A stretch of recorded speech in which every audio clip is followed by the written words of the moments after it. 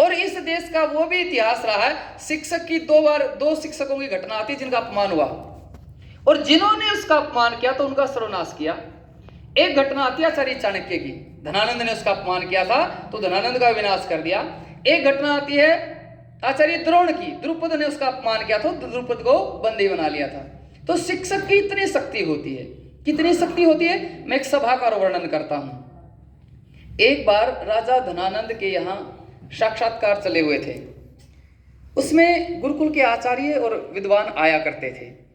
तो धनानंद ने अनाप शनाप प्रश्न उत्तर पूछने शुरू कर दिए। वो बड़ा अहंकारी आदमी था।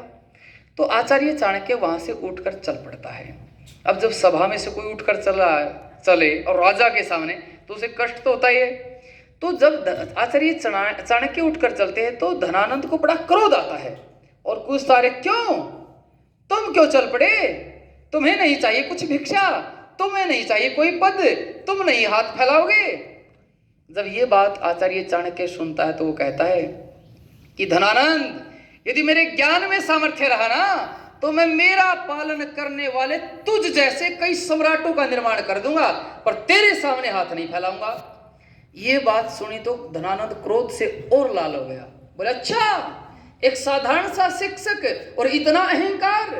तब आचार्य चाणक्य कहता है कि धनानंद, शिक्षक साधारण नहीं होता, शिक्षक तो वो होता है जिसकी गोद में निर्माण और प्रलय दोनों खेलते हैं। शिक्षक चाहे तो निर्माण कर दे और शिक्षक चाहे तो प्रलय कर दे, ये सामर्थ्य एक शिक्षक का होता है। और बच्चों पर अधिकार की बात करें, आचार्य चाणक्य चंद्रगुप्त को लेने के लिए गए उसकी माँ के पास, और उसकी माँ देने से मना करती है। बोली, तुम कौन होते उसको लेने वाले, क्या अधिकार है तुम्हारा इस पर। तब आचार्य चाणक्य कहते हैं कि आप माँ हो, आपने 9 महीने गर्भ में रख करके इसके शरीर का विकास किया है। मैं इसका आचार्य हूं, मैं 17-18 वर्ष इसे अपने गर्भ में रख करके इसकी बुद्धि का विकास करूंगा। आपने एक संभावना को जन्म दिया है, मैं उसे संभव बनाऊंगा। आपने एक स्वप्न को जन्म दिया है, मैं उसे साकार करूंगा। और आगे कहता है, आप माँ हो, सिर्फ बेटे के बारे में सोचती हो, लेकिन मैं आचार्य हूं, मैं राष्ट्र के बारे में सोचता हूं। तो शिक्षक तो राष्ट्र निर्माता होता है, वो राष्ट्र के बारे में सोचता है। केवल इतना ही नहीं, एक बार सिकंदर ने अपने सेनापति और निशिक्रेट को भेज दिया कि जाओ भारत से एक विद्वान को लेकर के आओ। जब उस विद्वान के पास आया और विद्वान के पास आकर के कहा कि मनुष्यों के अधिपति विश्व विजेता बनने वाले सिकंदर ने तुम्हें बुलाया है, तब उस विद्वान ने कहा कि कह देना तेरे सिकंदर से, मेरी आत्मा मेरा कटा हुआ सिर तो स्वीकार कर सकती है, परंतु किसी की अधीनता, किसी की गुलामी मेरी आत्मा स्वीकार नहीं कर सकती। जब ये बात उससे सुन करके वो सिकंदर के पास जाकर के बताता है तो सिकंदर कहता है, जानते हो मैं कौन हूं?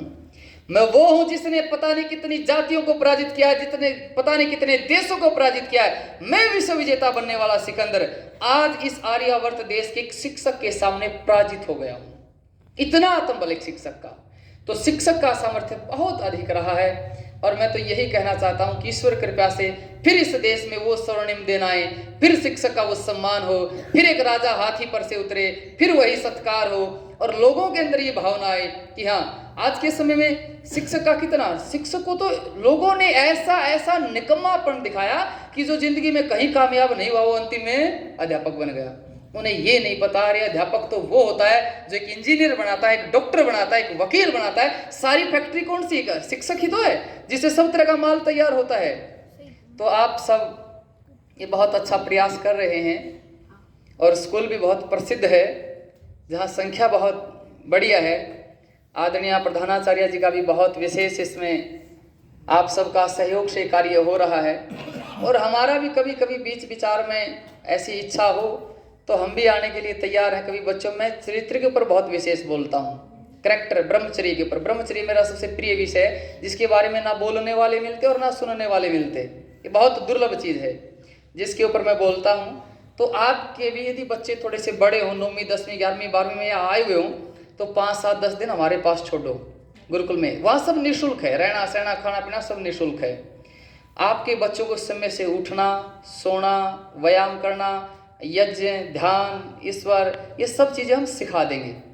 5 7 10 दिन में ही उसको बढ़िया तैयार कर देंगे, लेकिन उसकी इच्छा हो। आप क्या सोचते हैं, आज जो बच्चे मोबाइल में घुसे रहते हैं, थोड़ी सी बात पर चिड़चिड़े हो जाते हैं, कमरे में घुसे रहते हैं, किसी कार्य में उनका मन नहीं लगता, किसी भी कार्य में थके थके से रहते हैं, आपको नहीं पता उसके पीछे बीमारी कौन सी है, उनको हम जानते हैं। तो इसलिए अपने बच्चों को भी आप वहाँ भेज सकते हैं, जब चाहे तब आप छोड़ सकते हैं, जब चाहे तब वापिस ले जा सकते हैं। आप हमारी तरफ से स्वतंत्र हैं। और मैं तो बताऊं, आपको आश्चर्य होगा, मेरे पास एम्स के